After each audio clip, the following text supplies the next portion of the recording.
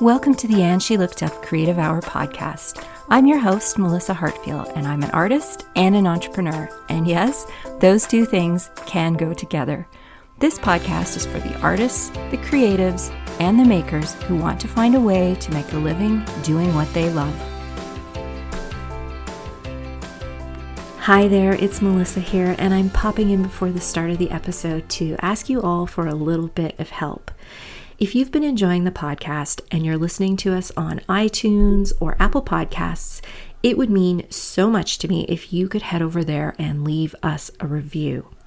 And regardless of what platform you're listening to us on, if you've been enjoying the content and finding it really useful, I would love it if you could tell a few of your friends who you think might also get a kick out of the kinds of things we talk about here.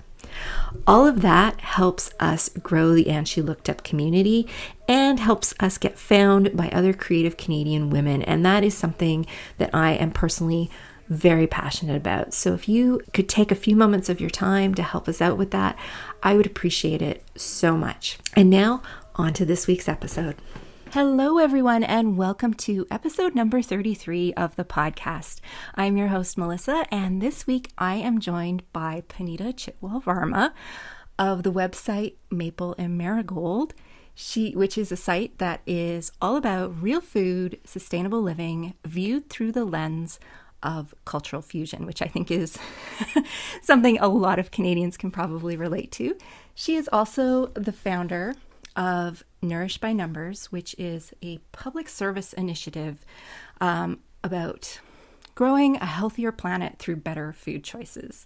She describes herself as a better food advocate, which is a term that I absolutely love.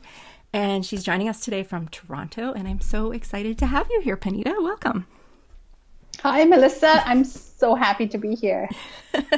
So we have a lot to talk about today. We've just been chatting before we started recording on all the things that Puneeta is up to, and I'm really excited to dive into it. But Puneeta, you're currently in Toronto. You are also the first mom we've had on the show. I just realized that. Oh, wow. That feels like a label that I'm very glad to accept, right, Mom? I didn't even notice that until we just talked a few minutes ago. You're my first mom on the show. So we can talk a little bit about how you manage all the things, because I know when you're a mom, there's a lot of juggling that goes on in the background. Although you make it look very easy, I have to say. So. Thank you so much. It doesn't feel easy on this side of the fence. I am sure it doesn't. Especially today, right? Especially right now, yes. With the global pandemic, what else is life going to throw at us?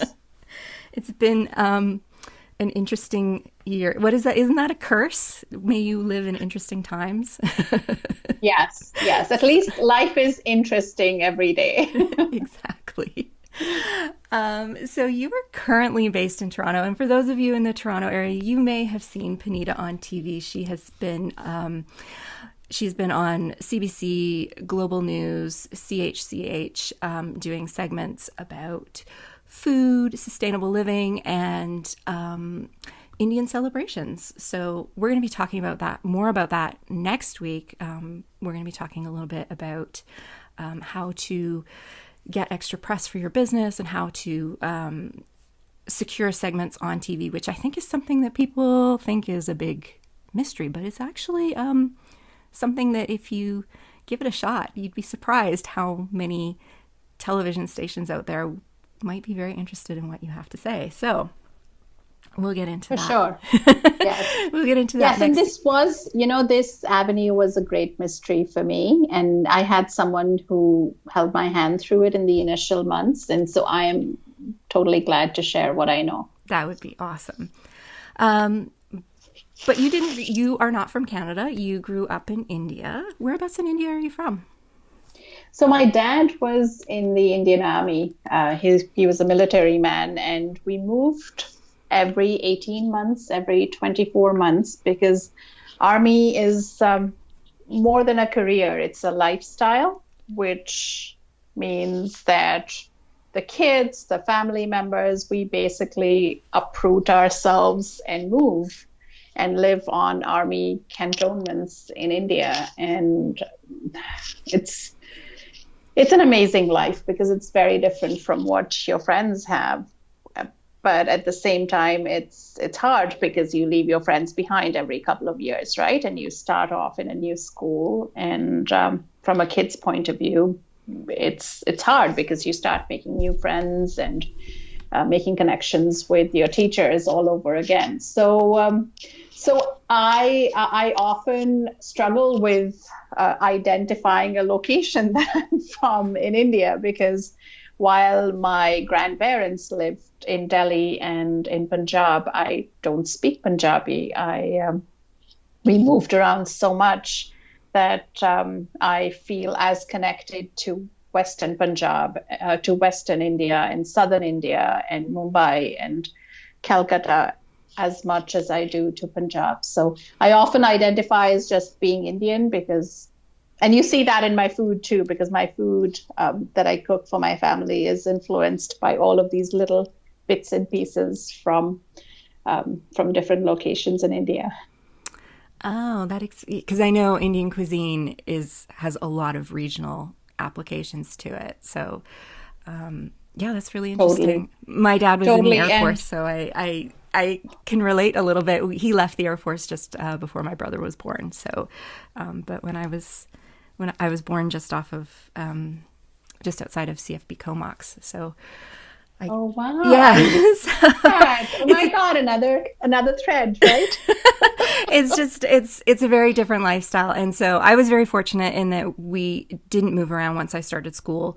But I know that he spent the first 15 years of his career in the Air Force, basically the same thing, every 18 to 24 months. And that's actually how he met my mom. He wound up stationed in the UK for a little bit, and my mom's from England, so. Yeah. Wow. So it is a totally different lifestyle, Very right? different, I yeah. have friends who are Air Force brats, and then I'm an Army brat, and this is the niche that I grew up in, because you grow up as a person with very few roots, and because you're so used to transplanting yourself, and you also become really adaptive of change. There's so much that's always going on, right? My mom and dad were, they wouldn't let us put nails in the wall in the house that we lived in, because we knew that we had to return the house to the organization that managed the accommodations for the army. So we were used to just pasting things and be able to pack up and move every couple of years. That's just the life that we had, and I loved it. I have to say, my parents sacrificed a lot to keep all four of us, my brother and I and my mom and dad, together, because what often happens in army families is that the kids end up in boarding school, because that's one way to help the children have some sort of, permanence. Yeah, yeah. So we didn't go down that route. We ended up staying together, but that meant we sacrificed, right, any feeling of permanence. Yeah. I think it gives you a lot of skills, though, as you become older. I mean, you're always so comfortable. You appear very comfortable in any situation I see you in, so I don't know if you feel that way underneath, but I would imagine it gives you, I mean, you really do have to become skilled at social interaction if you want to make new friends, right? You're constantly in a situation where you are meeting new people. Yes, and you get used to introducing yourself, and often you're the kid who starts in the middle of the year, right? You're not. You're hardly ever, as an army brat, you're hardly ever lucky to time your move with the start of the school year. That never happens. So you're often the kid in the middle of fall or the middle of winter who has to stand up in front of your new schoolmates, in front of the teacher, because the teacher will often pick on you and say, hey, introduce yourself, Puneeta. And so you get used to standing up and introducing yourself. But I have to say, I am a closet introvert. I am happy to not be going out and having my face out there. The days that I'm at home right now, for example, I love that this is a audio only because I don't need to wear makeup. I can sit with my I know. socks on, comfortable, right? I know. So every event, every big appearance that I do, I love to have some downtime after and just regroup my energies because I guess that's the habit I had as well, right? Because it takes a lot out of It you. And does. even though that life is so enjoyable, there is, you need the quiet time, as we tell kids. Yes, you need that time to recharge your batteries. I totally get that. I'm an introvert. So while I can be very extroverted for short periods of time, I definitely need that time at home to just kind of soak up the silence. Yes. And not have to talk to people and, yes, and do your own thing, right? That's so important to help Yes. recharge. So as your dad traveled with the army, did you ever get the opportunity to travel outside of India, or were you mostly internal transfers? It was mostly internal transfers. That was the work he did. But what happened a few times in various cities was that we would be on the border, and so we have lived close to the border with Pakistan and close to the border with China and Nepal. So as you get closer to the border of India, further away from central India, the influence of the refugees and the influence of people in the other countries gets stronger. So you tend to, the language changes, the food, the dances, the culture, all of that kind of changes. And it's a wonderful experience. So we didn't move out of India, but I feel as if we lived in remote parts of the country that I wouldn't have, now that I think about it, I wouldn't have had the chance to experience any of that culture and food in the extreme parts of India if we hadn't been part of the army, right? Because if you're in the army, your family goes with you to places in northern India, in Kashmir, and in eastern India, which is Assam, which has a heavy influence of China. So it's a wonderful life to be able to see the country from a different perspective. Yeah, it must just be a feast for your internal senses, just being able to draw on that too as an adult with what you do now. Like there's just so much there to inspire you, I would think.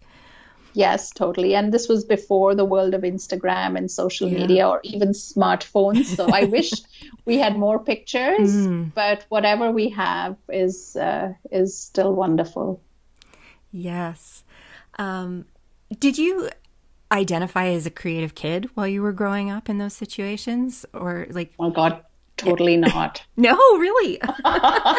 So how did you spend your time when you were not in school? Like how did you entertain yourselves? Well, honestly, I was a people pleaser, and this comes from having to prove yourself every couple of years. Yes. And it was hard to be picked to answer questions because nobody knew your name. Oftentimes they couldn't pronounce your name, right? Because it was a different region of India. And so India is not homogenous in any aspect. No. So language and music, everything is different. So oftentimes kids would be speaking in another language. And so you'd have to kind of insert yourself in the conversation or hang out on your own. So I was a people pleaser. And so I would be looking forward to making friends and raising my hand. And so creativity, now that I identify as a creative person, because I didn't before, but now that I do, I feel that comes with my freedom of choice as well. Now that I can choose to do what I want to do, I can choose to be creative, because to me that's connected to the freedom. And as a kid, right, when you're moving, you're looking for good grades, you're looking for friends, and you need to be out there. And you're just trying to fit in. didn't really, yes, you're trying to fit in, and Yeah. you're not really thinking about, oh, I want to sit and write, which I did. I mean, to be fair, I wrote in bursts all through my childhood, but never really thought of myself as creative because I didn't draw, I didn't paint, and those were the acceptable forms of creativity. Yes. Because it was art class, right? Yes. I know. That's when we started this podcast, Lisa and I really wanted to take the conversation away from creative meaning that you paint. It just seems to be what people automatically default to. Oh, you're an artist, you must paint. Yes. Well, that definition is still there because I talked to my younger one about creativity the other day, and she is this amazing creative powerhouse with elastic bands. So she's been rainbow looming all through the pandemic, at times of quarantine, and she's created these amazing creations, for want of a better word, out of elastic bands. And I wish I could show you. Of course, I can't because we're on an audio. But what I wanted to say is that she thinks of herself as someone who's not creative because she hates to draw and she thinks she can't really, sketch and paint. And that definition still is around. Yeah, right? it's perpetuated today. And it's funny how many people who are extremely creative don't view themselves that way at all, for exactly what you just said, the same reason your daughter doesn't think she's creative. But I believe we're all creative. We just haven't figured out the right outlet. If you don't consider yourself creative, and you just haven't found your outlet yet. But there's an outlet for you, and you can be creative with words, you can be creative with food, you can be creative with numbers. There's so many ways you can be creative. Programmers are creative. That's, people who write code are creative. They're problem solvers. That's creativity. So, yes. And we often don't think of it like that, right? Because in my corporate career, I was all about marketing strategy and planning. I thought of myself as a non-creative numbers person. But now that I think of the solutions that I offered myself during those years, they were all creative solutions. I just didn't have the right way of looking at it, right? And that's interesting because I think of marketing as a very creative sphere. So it just goes to show. Yes, just goes to show. It's often just our own perspective, the way we look at ourselves, that we need to shift. And sometimes that shift comes with more awareness and more knowledge. Absolutely. So you actually wound up going to university for marketing, I believe, marketing and tourism, I think. Yes, I did my master's in tourism management, 100 years ago. And what led you down that path? What sparked your interest in that? Was it because you were moving around so much as a kid, or was it something completely unrelated? Well, as a kid, in grade 12, I went for my first whitewater rafting trip. So I used to love. I saw that on your website that you wanted to be a you wanted to be a whitewater rafting guide. I did. I did a number of whitewater rafting trips. I had the most amazing times riding those rapids, and that sense of zero control that we had, and let nature guide us. And it was wonderful. I loved it. And at one point I thought, I'm going to make this my career. It didn't quite work out because career equals, right? Career equals an income and being able to sustain yourself. So it didn't work out. And perhaps it was for the good of everybody around me, right? But it was such an enjoyable thing that I thought, okay, if I do masters in tourism, then that kind of helps me connect whitewater rafting with tourism and traveling. And of course, I have this I have this inbuilt desire to travel. I have traveled so much in my life from India and then also from Canada and from the Middle East where we used to live. And that joy and that sense of wonder that you can get connecting with other people, other nations, languages is just, it comes with traveling. And I hope with this pandemic, things can ease up a little bit soon so that we can get back to some of that joy, right? I think there is an entire population of the planet Earth who agrees with you on that. Yes. I think people really do miss just being able to connect with other people and like physically connect in person and to see other parts of the world. And yeah, I can't wait. I can say that for sure. But you did wind up living in the Middle East. I think you lived in Dubai. Is that correct? Yes. My husband and I, we got married in 1998, ages ago. And then somehow the universe shifted. So I hadn't really left India on a holiday or what have you till I was 24. And then my husband and I went on a honeymoon to the south of Spain from India, spent 3 wonderful weeks traveling the buses and exploring the beaches. And then we came back to normal life in India and settled in, and we had a new apartment and we were settling in this lovely college town of Pune, which is in Western India.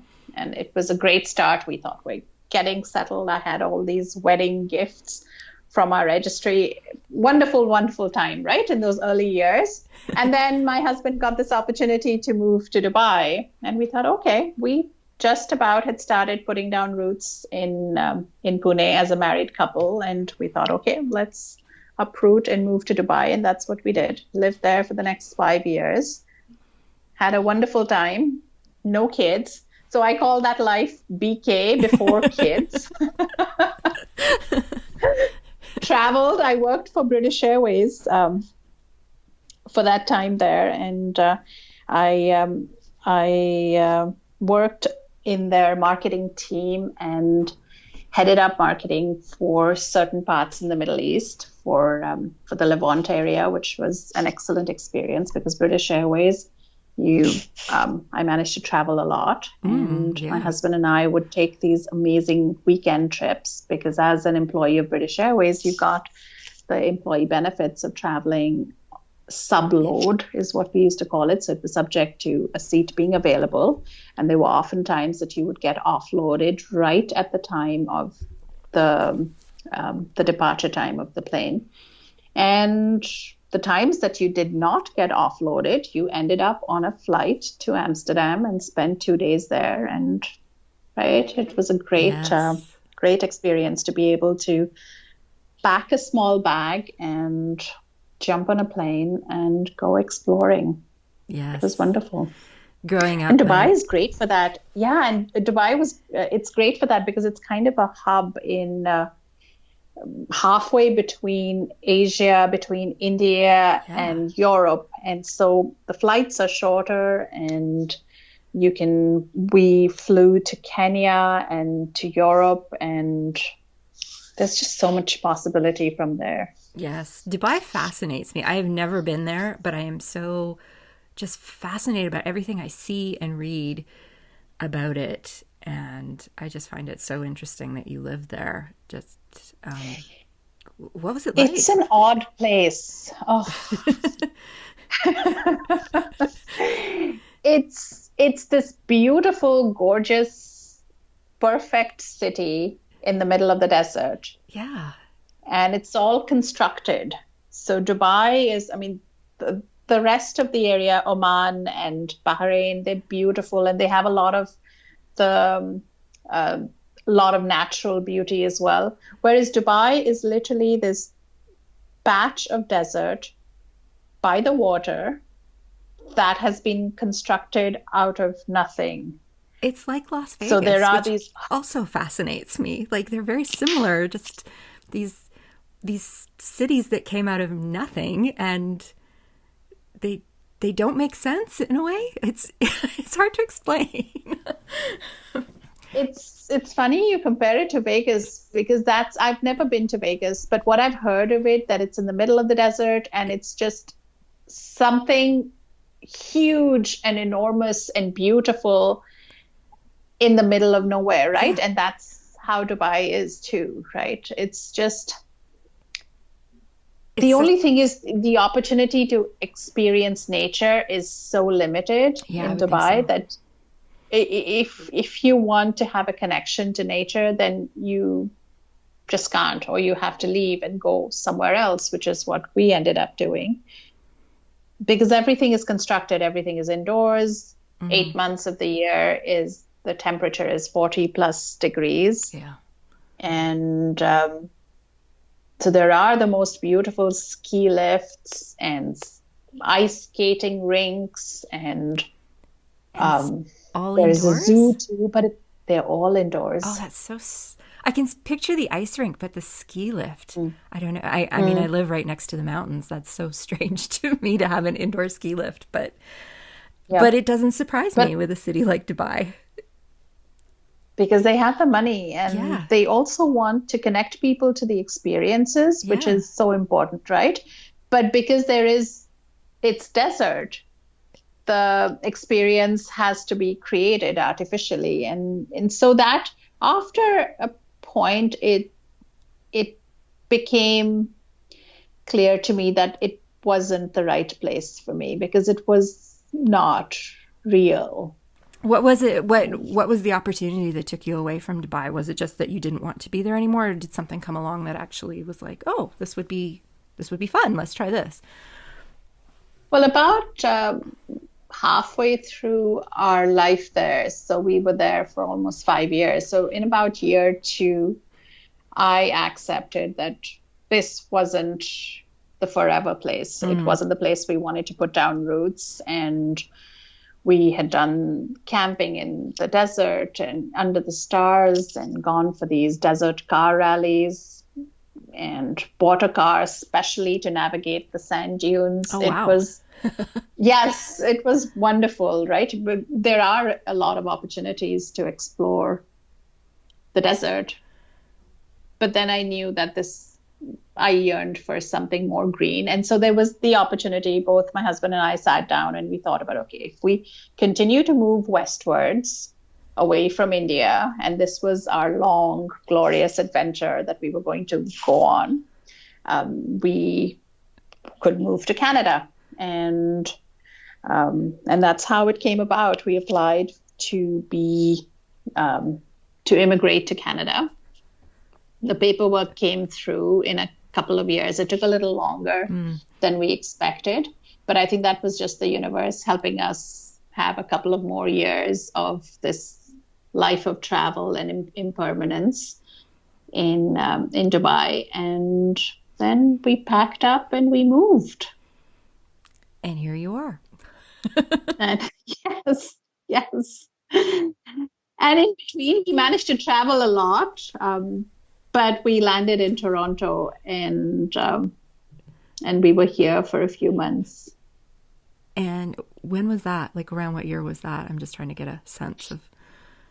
This was in 2003. Okay. We arrived in Toronto. We had friends here and we arrived here. And I started working with British Airways. Again, the universe wanted me to have a sense of continuation with my job. My husband also started working with the same bank that he had worked with previously. So there was a continuation of our careers. But a few months later, we found out that I was pregnant. That's a big switch. That's a big change. Yes, right. And then a few months into my pregnancy, we found out that there was an opportunity for us to continue to move westwards and move to Calgary. Oh, I didn't know you wound up in Calgary. I thought you were in Ontario the whole time. Oh, that's interesting. Yeah, so we moved to Calgary and it was the best decision we made. We were there for almost 8 years. In fact, this month or maybe next. In fact, Calgary is the longest that my husband and I have lived in any one city Wow. till now. Yes. Yes. And that was a great experience, right? Because Calgary is such a wonderful, different city from Toronto. And we had a chance to explore a little bit of the West that we wouldn't have otherwise. Right. I mean, yes, that's one of the things with Canada. It's so big that it really is hard to see it from coast to coast for most people. It's just very time consuming. Yeah, especially for first generation immigrants. And it's, we tend to land in the one spot and then explore a little bit around it and then put down roots and settle in. And then it gets hard to travel to Nunavut or to Whistler or Tofino, Yeah. because life gets in the way. So if you have the opportunity, I mean, that would be my one suggestion to anyone, any of our friends who moved to Canada since then. That's my advice. Just explore as much as you can, because once you have kids and once you put down roots, it gets harder to explore the distance, because Canada is huge. It's unexpectedly big, right? It really is. When I was young, when I had a corporate career, a lot of what I did was training across. So I actually did get to travel across a lot of the country, and often to very small towns, not Toronto and Montreal. But 2 years ago, we decided to do a road trip with my other business, and we went from Vancouver all the way to Halifax, and we visited every province except Newfoundland and Prince Edward Island. Those are the only two I haven't been to at this point. But we did it by car, and it was a month-long trip. And oh, wow. I still feel like we didn't, I feel like there's so much we didn't see. It's so big, but it's such an amazing experience to do it all in one trip like that, because you really do get to appreciate the scenery as it changes, because it changes so dramatically from one province to the next, but also just the people. I found it an amazing experience from a people perspective, because, and we're going to get into food in a minute, but we did it as a food trip. We spent a lot of time going to farms and producers and getting to meet a lot of the people who grow or make the food that we eat every day. And food can be something that brings people together, but it can also be quite divisive at times. But the one thing that I really noticed on this trip was like these people are very aware that they're feeding the country, and they are so proud of the fact that they're feeding the country. And to them, it really is, it's a calling. Like, it is a special person that does that. And I think sometimes, a lot of the time, I don't think they get the credit that they deserve. And most of them are just, you hear a lot of things about factory farming and all this stuff, but the people we met, they're just families. They are feeding the country. They're feeding their own families what they grow or what they produce, and they're just it was a really amazing experience, and one I'm so grateful that I got to have. And I would really like to go back out and do something similar to that again one day. But it was, I am so envious of this, because this is my dream trip to, explore small corners of Canada and learn more and share more about people who grow our food, because you're so right. It's so important, right? And there's such little we know about the food we eat, and we can't survive without food. And I was reading something that it's the most searched for and shared. So food is the most searched for and shared, but it's also the most underappreciated part of our life. And there is so little we know about it, right? So little. And it's really eye-opening we had the opportunity to be on a farm that produces eggs. We went to apple orchards. We went to beef cattle farms. We went to just dairy farms. We did all of it. We even went to this one little place. This was my favorite spot on the entire trip. It was in Saskatchewan, and it was this place we had to drive about an hour and a half from Saskatoon in the evening to get to it. They had a pizza night on this farm every Friday and Saturday through the summer. They did these oven baked pizzas outside, and you could order your pizzas, and everything that was on the pizzas either came from that farm or from a local farm nearby. And they had a huge bonfire, and we were in the middle of nowhere, and we were getting there, and I was starting to get very nervous because it was dark and there was nobody around for miles. I'm like, is there going to be anybody else there when we get there? And there was. It was like the entire neighboring communities all came, and there was kids and dogs and people all gathered around the fire who didn't know each other, eating their pizzas, and they made free hot chocolate for everyone. And it was this little old couple who had been doing this for years, and their family helped them. And it was the loveliest night of the whole trip for me. And they were just so passionate about what they did, and they just wanted to share it with the community. And I loved it. It was just, yes, heartwarming. But like, that is so wonderful. And there's hundreds of places like that across the country that we just don't even know exist, but they're just, I don't know. That to me is what Canada is all about. It's not the big cities. It's these people in these smaller communities who are doing these things that bring people together around food. It was just very, it had quite an impact on me. But that is something that you have really dived into since you arrived here. You have really gotten into the world of food.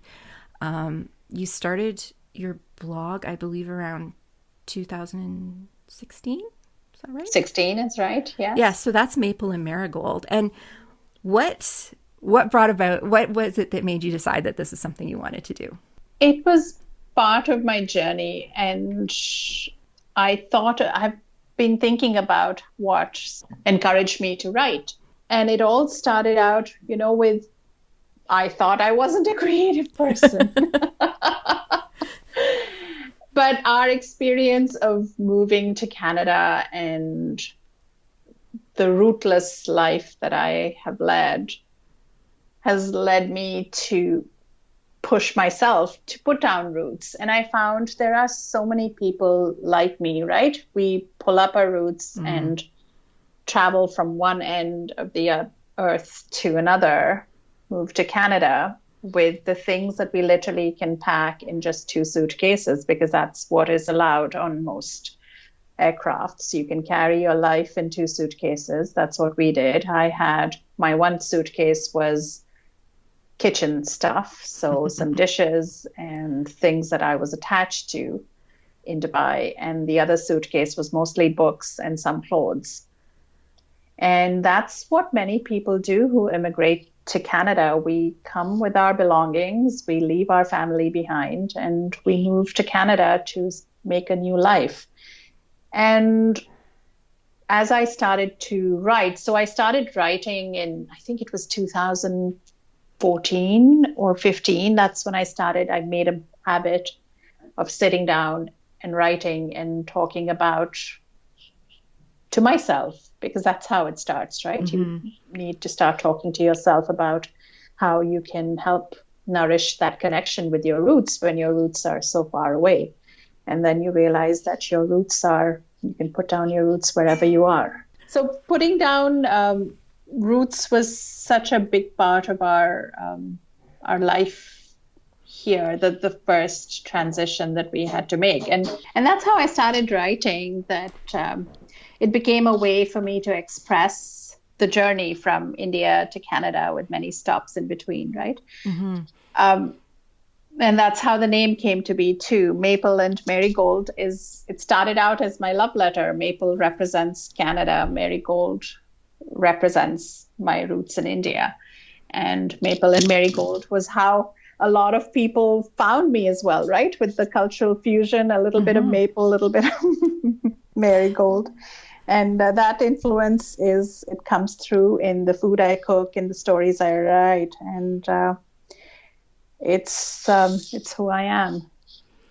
Yes, and I think that's like a lovely way to put it. Had you moved had you moved back to Toronto when you started Maple and Marigold, or were you still in Calgary at that time? We had just moved back to Toronto when I started writing. I actually took, till then I had worked crazy hours in my marketing career, and both my kids went to daycare 1 year after they were born, off to daycare. In fact, my older one was, I call her my daycare kid because she, that's what we did. And then we moved to Toronto, and my younger one was 2.5 years old. And we thought, okay, new city. We've moved from Calgary to Toronto, need to find new schools and new home. I thought I'll take a step slow and see how life takes us. And then I started writing.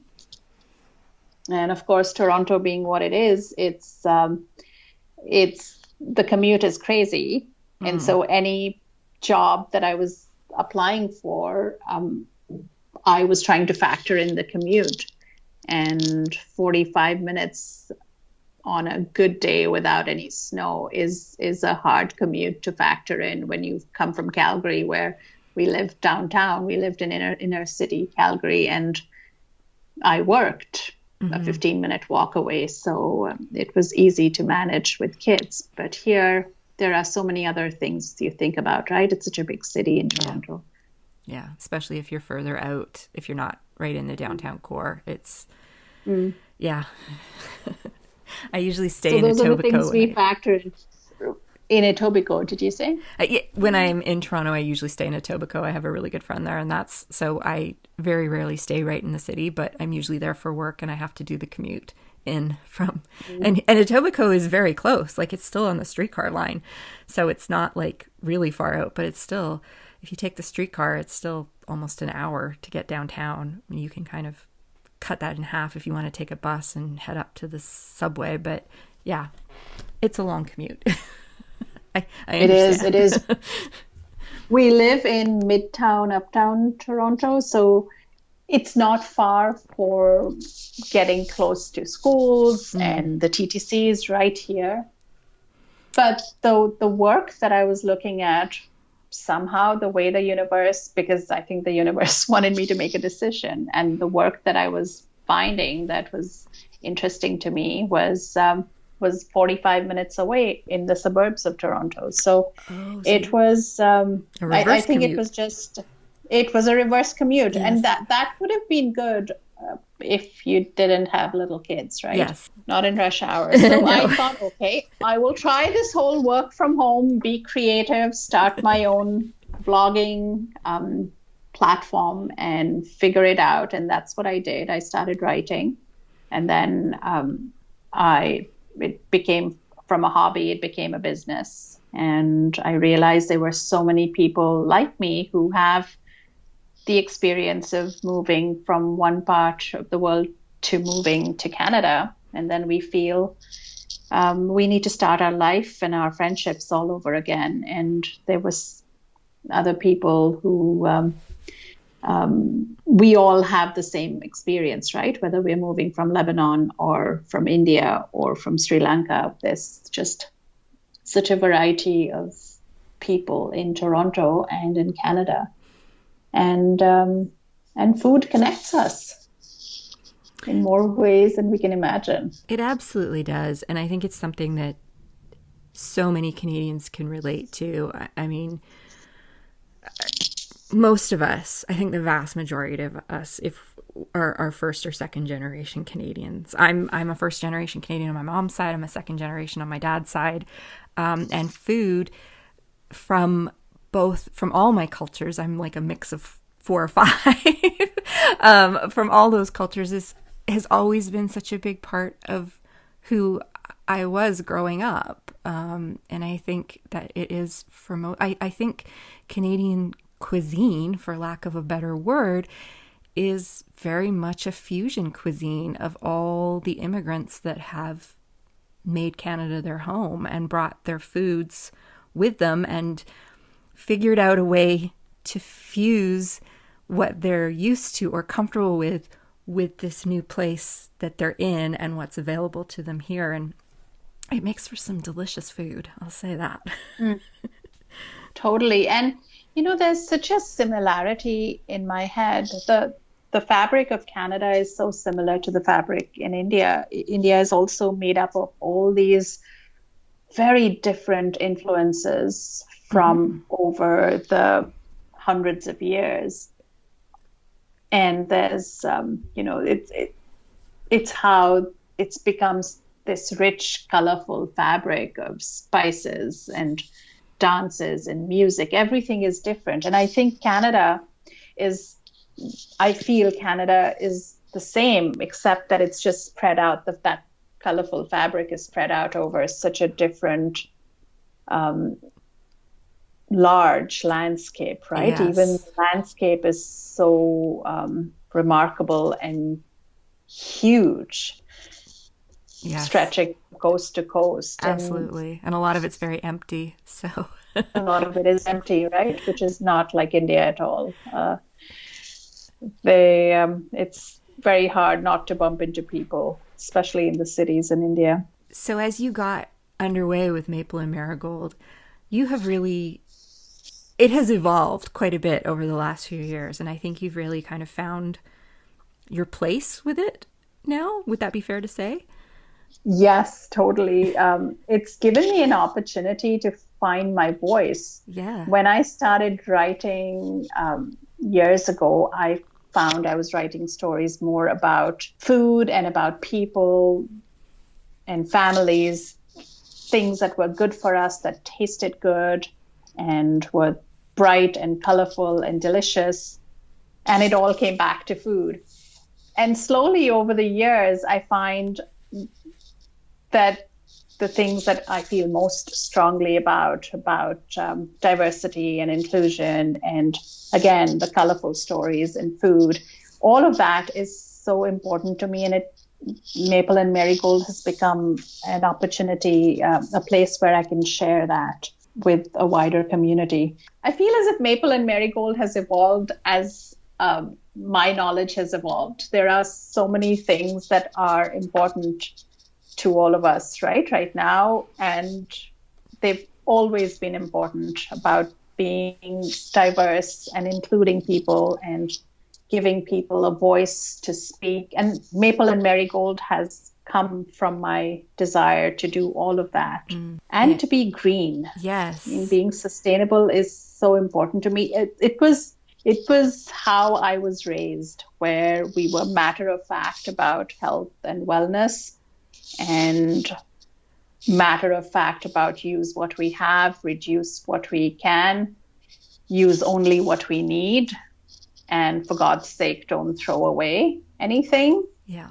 And I think our life today is I found it was a little bit opposite of what I had grown up learning. And so it was very important for me to go back to a little bit of that and to help people as well, others like me, who we're all in the same boat, right? If we're trying to save money and use what we have and reduce our food waste, reduce single-use plastic, and there is so much we can do if we just make the choices that we're making every day, if we make them differently.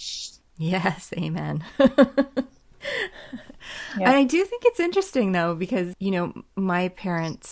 my mom came from the UK. Her mother was a Hungarian refugee to the UK. So she was born towards the end of World War II. And, the UK went through rationing well into the 50s. When she first came to Canada in the early 1970s, and she went into a supermarket for the first time, she could not get over the fresh food that was available. Like, she had never seen anything like that. And, my dad grew up here, but my grandmother, she was young and growing up during the Great Depression, and just the way that I was raised was very much like, you don't waste anything. Like nothing gets wasted. You reuse. My mom was like that crazy woman in the 1970s who packed us all into the station wagon with all the recycling, because you didn't have blue boxes then, right? She would pack us in and drive us to the nearest recycling depot to get rid of all the newspapers and the bottles and things. And it was like, I just remember being like, why can't you just be like all the other moms and just like, you know, because I grew up in the late 70s and 80s, and all my friends had the prepackaged lunch items and all that stuff, and we didn't. My mom made bread. She did all those things. And I just remember being like horribly feeling out of place, because we were like, I felt like it meant we were poor or something. I don't know. Like, I just had so many issues wrapped up around it. And now as an adult, I look back on it and it's like, man, my mom would fit right in today. Like, I see so many bloggers doing the things that she did growing up, and it's funny how it's come full circle. Like, we're starting to realize that the ways that our parents and our grandparents lived were far more sustainable and green than the way we have lived in the last few generations. So it's really interesting to watch it all come back around. And I'm so grateful to my parents for the skills that I learned growing up, like gardening and baking and being able to cook and being able to sew, to fix my own clothes, things like that. Today I'm very happy that that's how I grew up, but I hated it when I was a kid. Yeah, but it's such an experience, and it turns around. It has turned around so much in the last, 15, 20 years, because there was this movement to our food and our life needs to be made more convenient and faster and efficient. And now that we're realizing that speed and efficiency and convenience, all of that took us down this path where we're using too much. Yes. Too much, because we don't need all of that, right? If we reduced our shopping list, if we reduced what we threw away, and that's how my parents and grandparents were, and maybe they were right. I would never say that to my mom, that mommy were always right. Right? But she totally was. She totally is. I think it's a matter of raising awareness, right, of the impact that our choices can make, because those Lunchables and those convenience foods and the TV dinners, the resources that we use that go into creating that, and then the resources that are used after we throw some of it away, because Canadians are really bad at this. I have to say, there's so much research that we throw away more than half of what we produce. I mean, 58% of the food that we produce in Canada is literally thrown away. It's disgusting. And yes. It really is. And it's a huge impact on our wallet, on the environment, and that's despite there being hunger and food insecurity, with so many people, thousands of families go through this. Mm-hmm. And it just offends me how much I throw away, or used to throw away. The last 2 years, I've been forcing myself to shift my habits. And that's part of the things that I share on Maple and Marigold, that we can make the small changes that can have a big impact down the road. We can do it. Absolutely. If we knew how, right? I think that's a big part of it. I think a lot of people just don't know how. I think more and more people are definitely realizing that things have to change, and they're becoming more and more aware of, well, when I put this thing at the curb, what happens to it? And understanding that, yes, recycling is great, but recycling still takes up a lot of resources. And so maybe it's better if we just use less in the first place, Yes, and we recycle, as Canadians, we recycle less than 9% of our plastic. So really? Yes, we're filling up our blue bins, and we're making sure we rinse them out and put them where we think they're going to be recycled. But at the end of the day, only 9% of the plastic we use is getting recycled. And I think recycling is not a solution anymore, sadly. Yes, and I think we've all seen the news stories of where our recycling winds up. It's right? It's not good.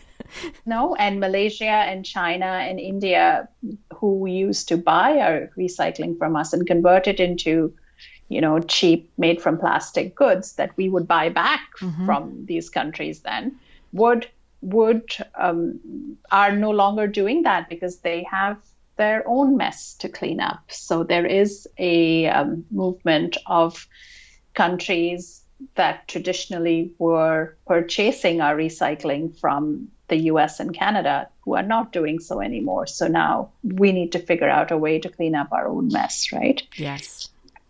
Yes. And that's going to be interesting to watch over the next few years.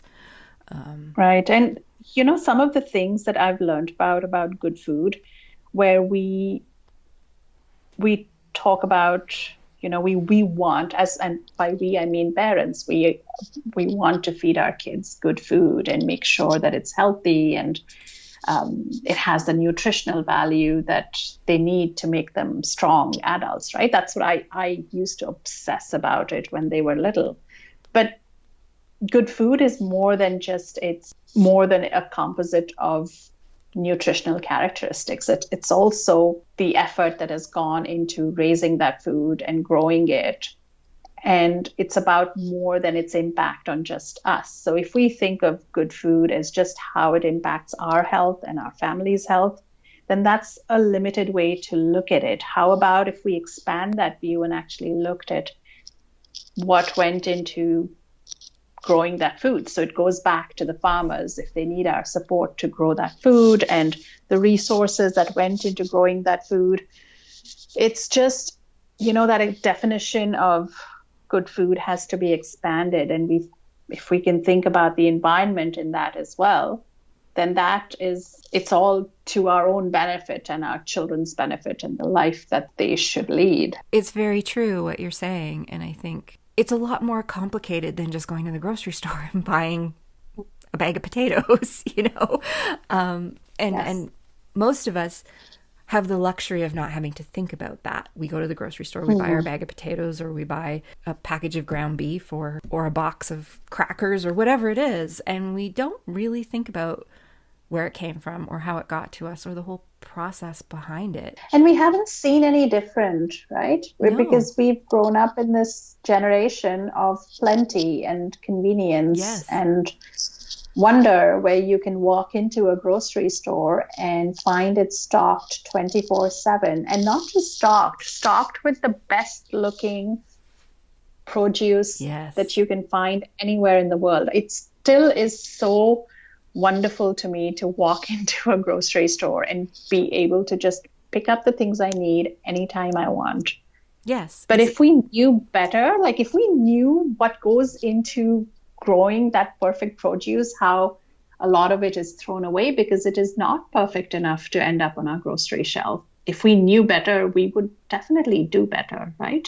I think we would. We're in a position of extreme privilege, where we don't have to, where we haven't really had to think about these things very much until recently. And I think now more people are realizing that there is more that goes into this, and we only have one planet and there's a lot of people on it who are hungry, and we need to figure this out. And is that what led you to create Nourish by Numbers?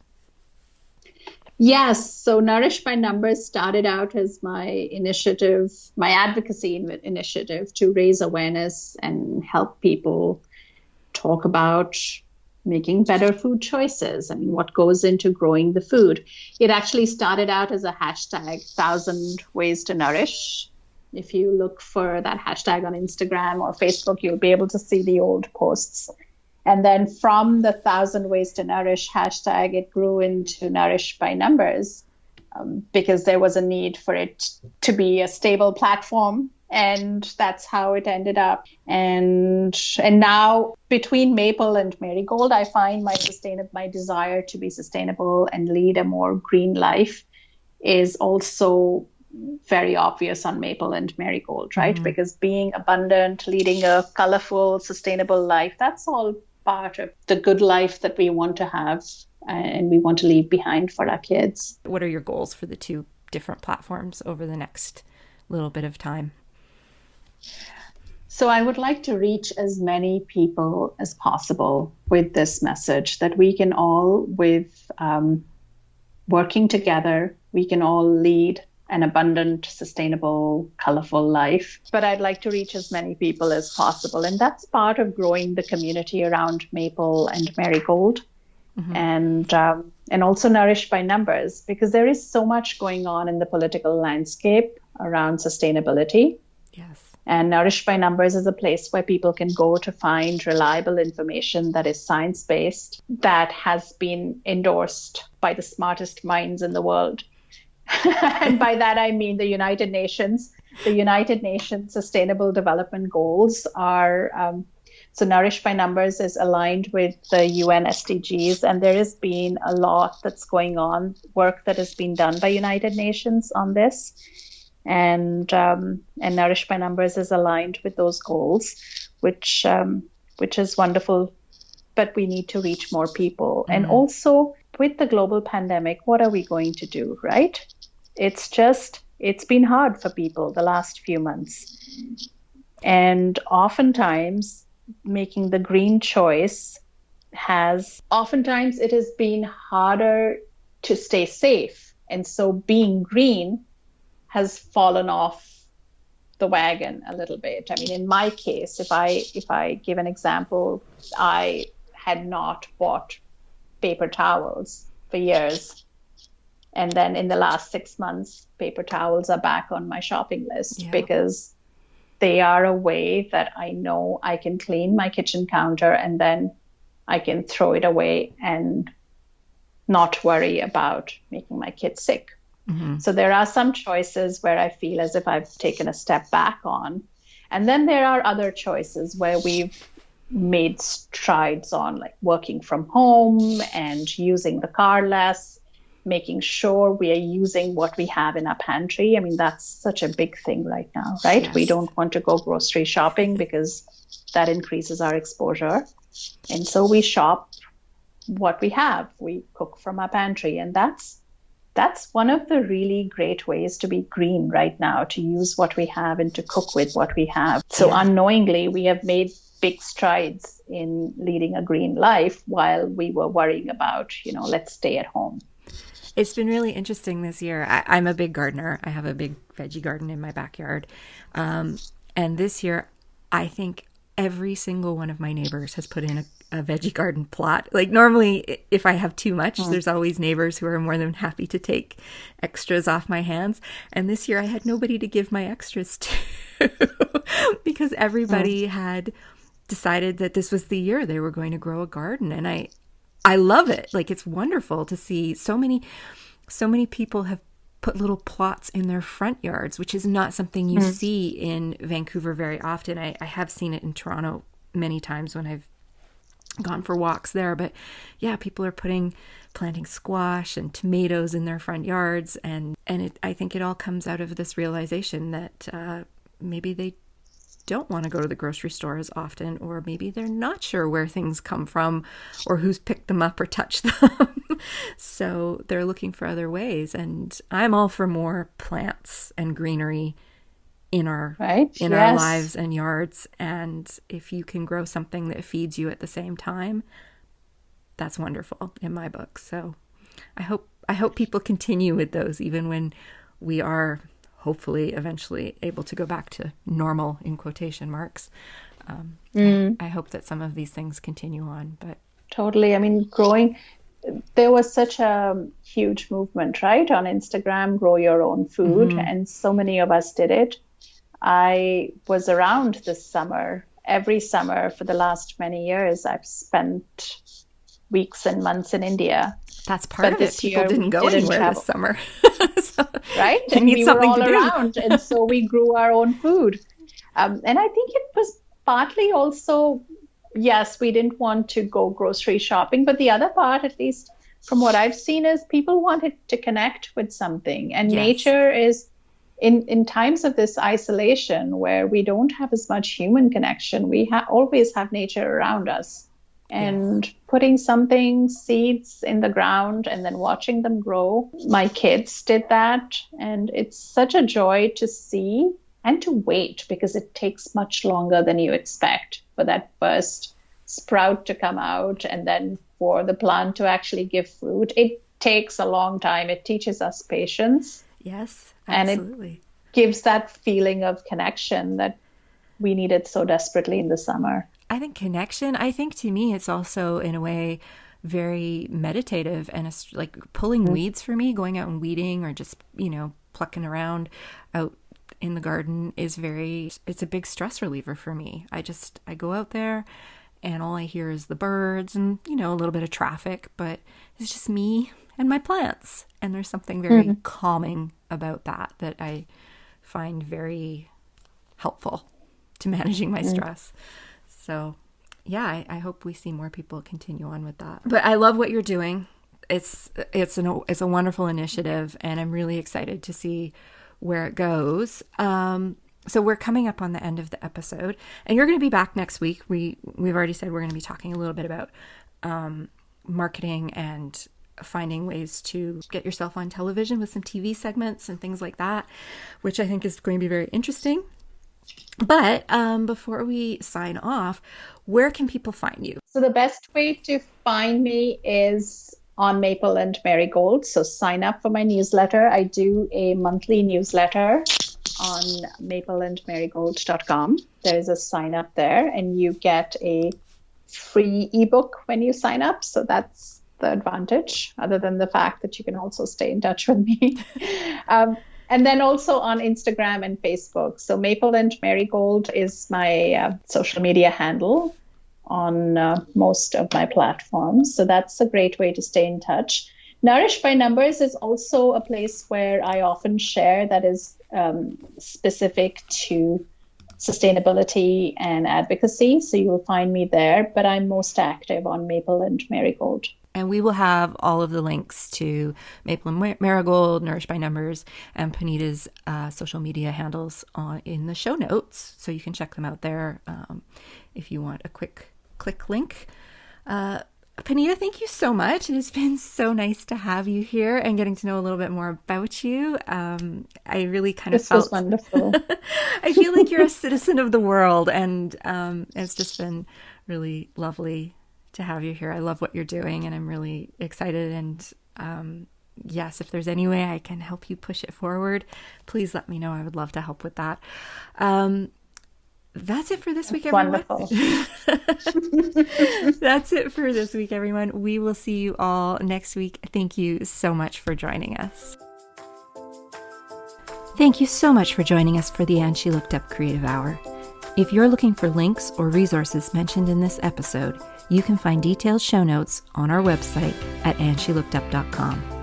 While you're there, be sure to sign up for our newsletter for more business tips, profiles of inspiring Canadian creative women, and so much more. If you enjoyed this episode, please be sure to subscribe to the show via your podcast app of choice so you never miss an episode.